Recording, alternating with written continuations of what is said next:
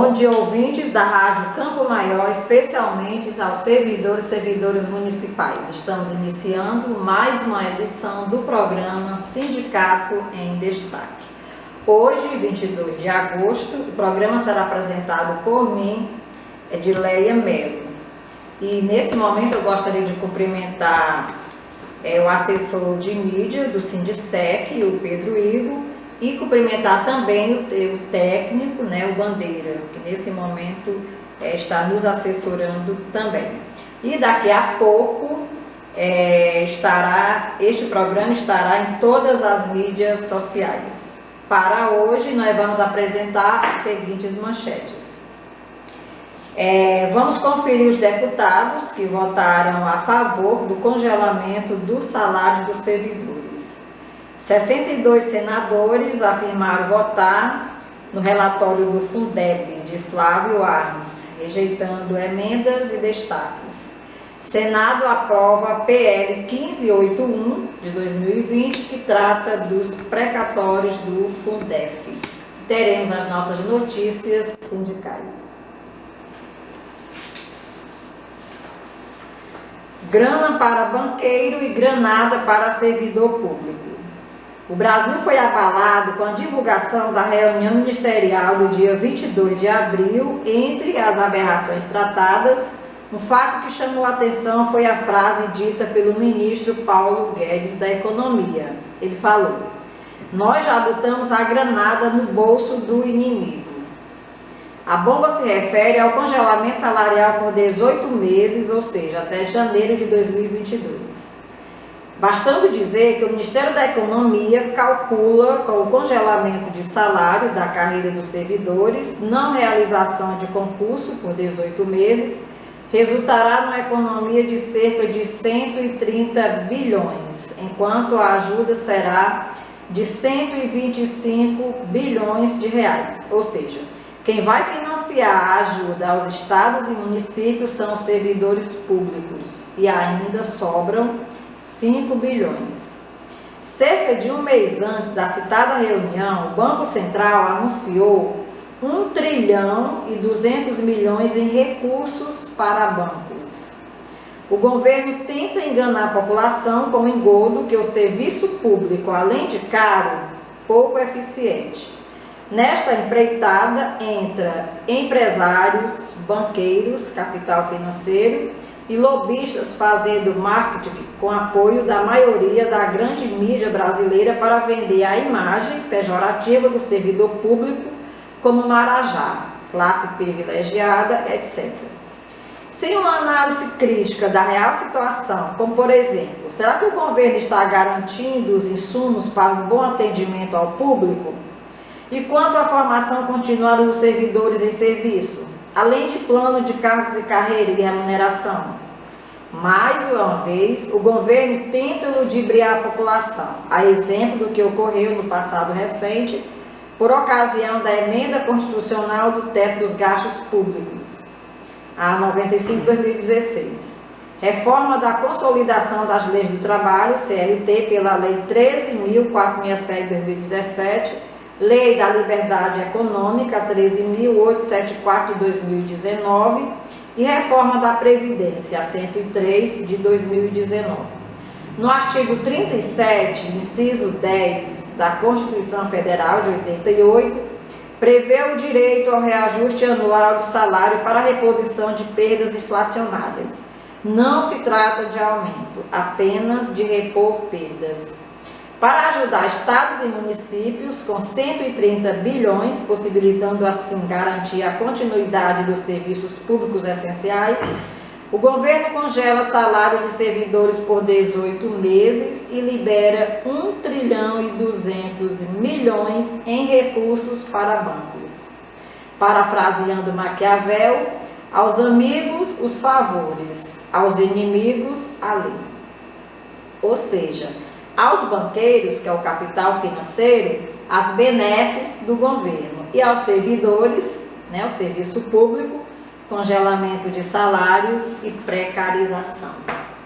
Essa manifestação, esse sentimento de repúdio, de indignação dos sindicato, né, assinado pelo presidente do Sindicec, professor Valíris, veio a denunciar que esse governo é o governo dos ricos, é o governo para privilegiar quem já tem, tirando de quem não tem, né? Há exemplo aqui, os servidores públicos municipais.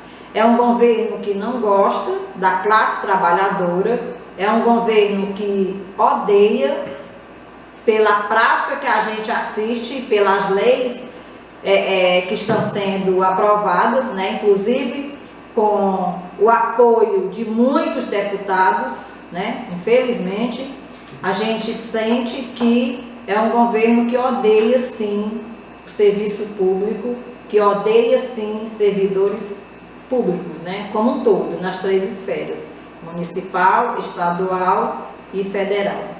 E aí o perfil do nosso representante maior, juntamente com a Câmara, né, dos Deputados. E para reforçar o que a gente leu no editorial, a gente vai conferir agora os deputados que votaram a favor do congelamento do salário dos servidores. Então, foi uma votação de 316 a favor, né, do veto do Bolsonaro, principalmente para aqueles servidores que estão na linha de frente de combate ao novo coronavírus. Por 316 votos favoráveis contra 165 contrários e 2 abstenções, a Câmara dos Deputados sacramentou o congelamento do salário dos servidores públicos até dezembro de 2021. Supostamente convencidos pelas ameaças de Jair Bolsonaro, ex-PSL, de que seria impossível governar o país, e a mentira do ministro da Economia, Paulo Guedes, de que o reajuste dos servidores tiraria recursos da saúde, os deputados mantiveram o veto do presidente ao aumento dos servidores e prejudicaram especialmente os trabalhadores e trabalhadoras que estão na linha de combate ao novo coronavírus. O reajuste estava liberado apenas para os trabalhadores da saúde e segurança pública, servidores de carreira periciais, profissionais de limpeza urbana e de servidores funerários e professores, e serviços funerários e professores. O presidente alegou que as exceções que autorizam o reajuste de salários violam o interesse público ao diminuir a economia estimada com a suspensão dos reajustes. O Senado havia derrubado o veto de Bolsonaro, mas, para valer a medida, tem de ser aprovada nas 2 casas. E até o início da manhã do dia 20, o presidente da Câmara, Rodrigo Maia, que é do DEM, Rio de Janeiro, dizia que ia manter a derrubada do veto. Horas depois das entrevistas de Bolsonaro e Guedes, que chegou a definir a votação no Senado como crime. Maia liderou a negociação para manter o veto presidencial e assim congelar os salários.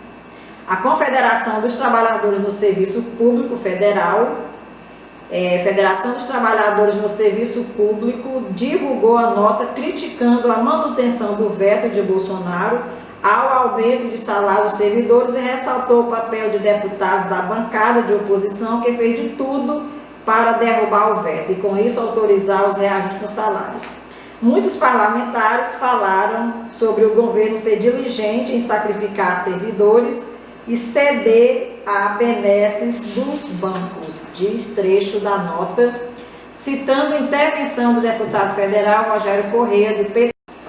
Correia destacou em sua fala que muitos deputados foram à tribuna cobrar a contribuição dos trabalhadores que estão atuando na linha de frente da pandemia, mas não defendem contribuição de bilionários, a taxação de grandes fortunas e tributação de lucros e dividendos. As deputadas Sâmia Bonfim, do PSOL São Paulo, Jandira Fegali, PCdoB Rio de Janeiro, Alice Portugal, PCdoB da Bahia, entre outros parlamentares, reforçaram que não se tratava de reajuste, e sim de assegurar direitos previstos nos planos de cargos e carreira. Para a Condicef, o governo usou argumentos falaciosos como de que a derrubada do veto custaria 100 bilhões aos cofres públicos para convencer os parlamentares a congelar salários e prejudicar servidores que atuam na linha de frente do combate à Covid-19 no Brasil. Em nota das entidades, dizem que o congelamento de salários e direitos prejudicam milhares de categorias que estão arriscando suas vidas e de seus familiares na pandemia que já matou mais de 111 mil brasileiros. Chantagem de Guedes. A suspensão de reajuste do funcionalismo até 2021 foi exigida pelo governo em troca do socorro financeiro de 125 bilhões aos estados e municípios em razão da pandemia de Covid-19. Desse total, 60 bilhões são em dinheiro novo e o restante na forma de adiamento de dívidas com a União. Ao aprovar o pacote de ajuda a estados e municípios, disciplinado na Lei Complementar 173/2020, o Congresso inicialmente autorizou governos locais a reajustar salários de funcionários da saúde e da segurança pública que trabalham na linha de frente do enfrentamento à Covid-19. Esse dispositivo foi vetado pelo presidente Jair Bolsonaro. O trecho vetado também liberava a possibilidade de reajustes para algumas categorias de outras áreas, como profissionais da assistência social e da educação pública, desde que estejam diretamente envolvidos no combate à pandemia. Proibição ao reajuste salarial foi uma chantagem de Guedes que persegue servidor público. Os deputados que votaram sim foram pela manutenção do veto presidencial, seguindo a posição do governo. Já os que votaram não apoiaram sua rejeição. Por se tratar de sessão do Congresso, o presidente da Câmara, Rodrigo Maia, não presidiu e votou por manter o veto. Foi uma vitória da Câmara, avaliou Maia após a votação. E aí a gente faz questão também, né, de divulgar o nome dos traidores dos servidores públicos, né, os traidores da classe trabalhadora. Os nossos deputados cearenses que disseram sim à manutenção do veto 17/20 do governo federal. Então, eles votaram contra os servidores que estão na linha de frente, né? São eles: AJ Albuquerque, do PP, Danilo Forte, PSDB, Dr. Jaziel, do PL, Júnior Mano, do PL, Heitor Freire, do PSL, Moses Rodrigues, do MDB, Pedro Bezerra, do PTB, e Ronaldo Martins, republicano. Mauro Benevides Genesias Noronha se absteve e estava ausente Deusinho Filho. Então, assim, é bom guardar esses nomes, né? Esse ano, principalmente por ser ano de eleição, então a gente precisa ter muito cuidado com os nossos candidatos. Aquele candidato a prefeito, a vereador, que está ligado com partidos e com pessoas que traem a classe trabalhadora, é a hora da classe trabalhadora dar o retorno. É a hora de também dizer não para eles. Então, assim, nós sabemos que você, professor, você, professora, os policiais, os médicos, os enfermeiros, os agentes comunitários não poderão receber reajuste e nem progressão na carreira em 2021. Em plena pandemia, em plena crise, né, que o país está passando, o governo faz uma crueldade dessa contra a classe trabalhadora.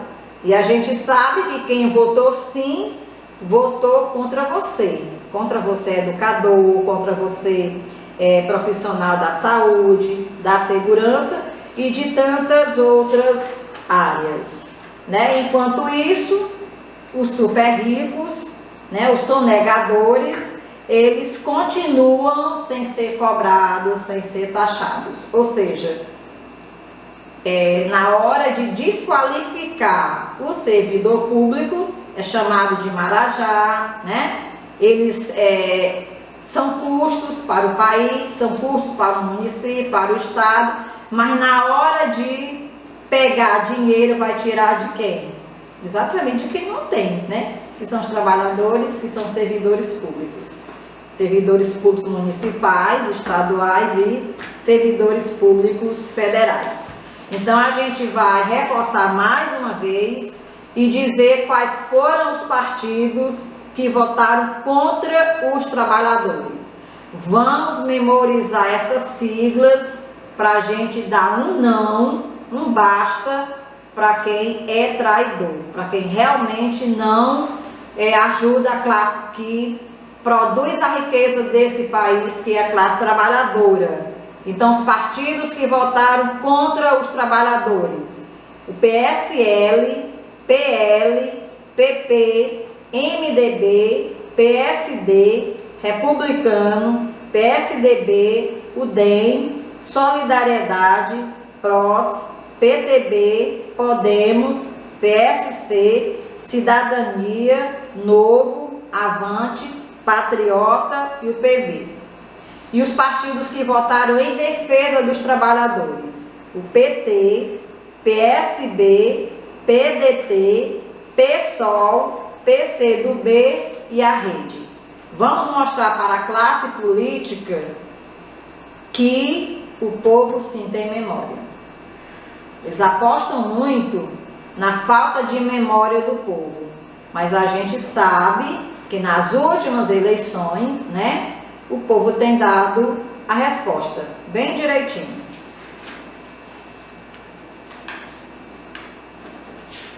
E em relação à votação do novo Fundeb, 62 senadores afirmam votar no relatório do Fundeb de Flávio Arnes, rejeitando emendas ou destaques. Concluídas as mobilizações da quarta-feira, né, do dia 19, a votação foi no dia 20, era para ser no dia 20, mas foi adiada para o dia 25, mas houve assim uma ampla maioria de senadores e senadores indicam votar em favor do relatório do senador Flávio Arnes, que é da Rede do Paraná, sem alterações e supressões. Com isso, o custo aluno qualidade será constitucionalizado, beneficiando as escolas públicas. Mapeamento dos comitês regionais da coordenação da campanha nacional pelo direito à educação aponta que 62 senadores e senadoras são favoráveis a votar com a relatoria da PEC 26/2020. Com isso, uma ampla maioria da Casa Legislativa se posicionou pela aprovação do novo Fundeb sem emendas e nem destaques. O objetivo é referendar o texto do Fundeb tal como foi aprovado na Câmara dos Deputados. Como se trata de uma emenda à Constituição, para ser aprovado, o texto de Flávio Arnes precisa de 49 votos. Apenas 19 senadores não se posicionaram sobre a votação e em favor do relatório. Graças à mobilização da campanha nacional pelo direito à educação, não há nenhum posicionamento público de senadores para a retirada do custo aluno qualidade. Se ocorrer, será inesperado.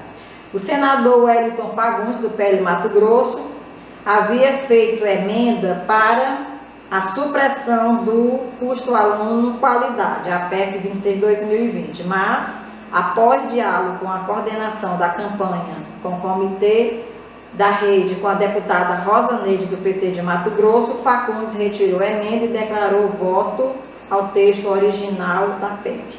Já a maioria formada e suficiente, portanto, para a manutenção do custo aluno qualidade na PEC do Fundeb, embora haja movimentações de parlamentares da base de apoio do governo Bolsonaro contra o mecanismo, conforme tem sido noticiado na grande imprensa.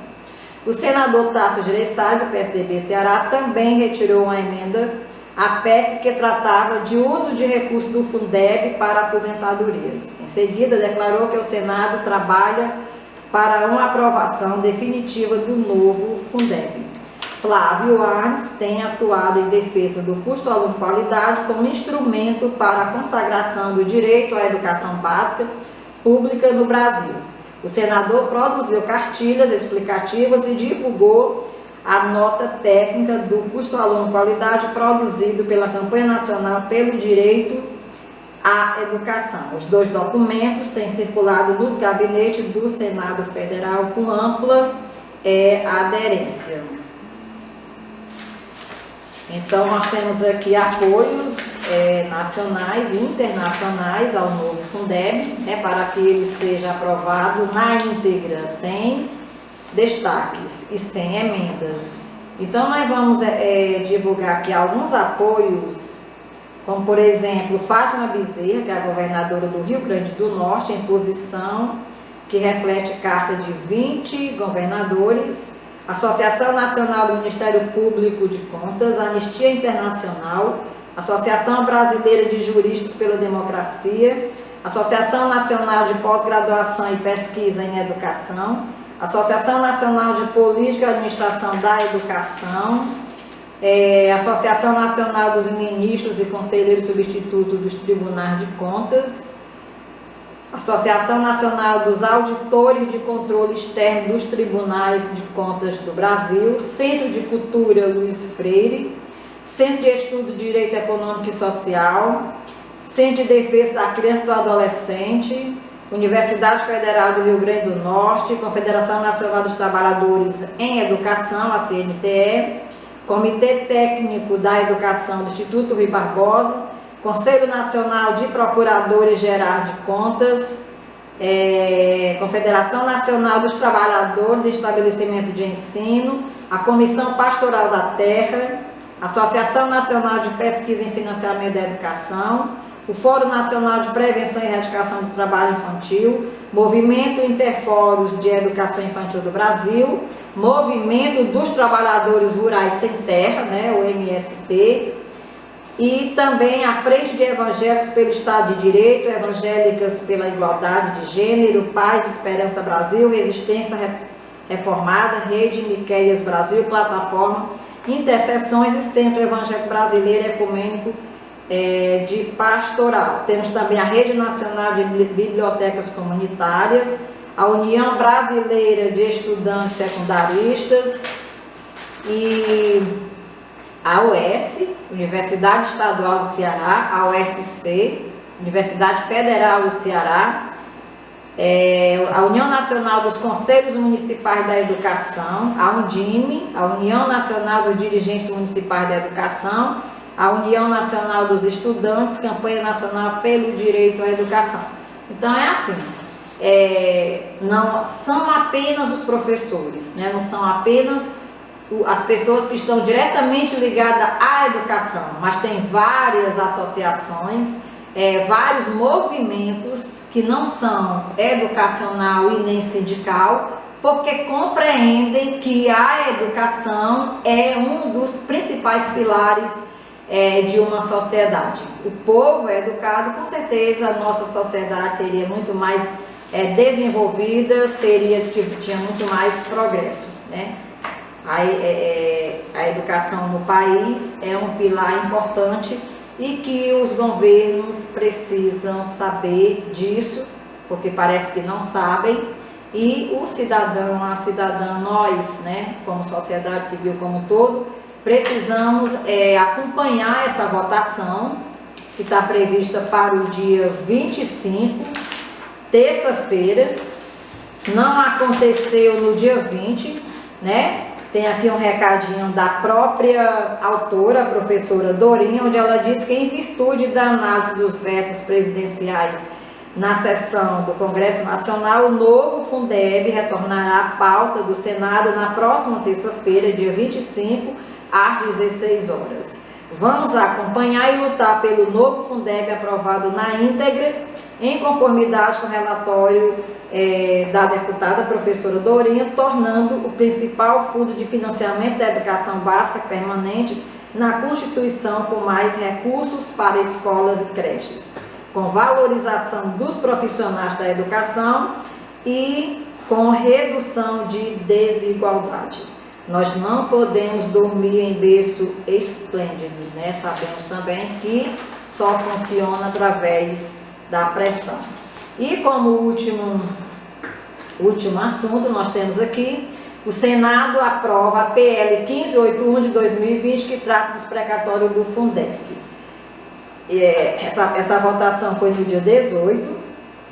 O parecer do senador Rodrigo Cunha, do PSDB de Alagoas, ao PL 1581 de 2020, da forma como veio da Câmara dos Deputados. O projeto regulamenta a realização de acordos que envolvem precatórios e débitos judiciais da Fazenda Pública, autarquias e fundações públicas na esfera federal, mediante concessão de descontos e possibilidade de pagamento parcelado. O projeto provê que em caso de precatórios oriundos de demanda judicial que tenham sido tido como objeto a cobrança de repasses referentes à complementação da União aos Estados e aos municípios por conta do Fundo de Manutenção e Desenvolvimento do Ensino, o Fundef, os repasses deverão ser de pelo menos 60% para profissionais do magistério, ativo, inativo e pensionistas do ente público, credor na forma de abono.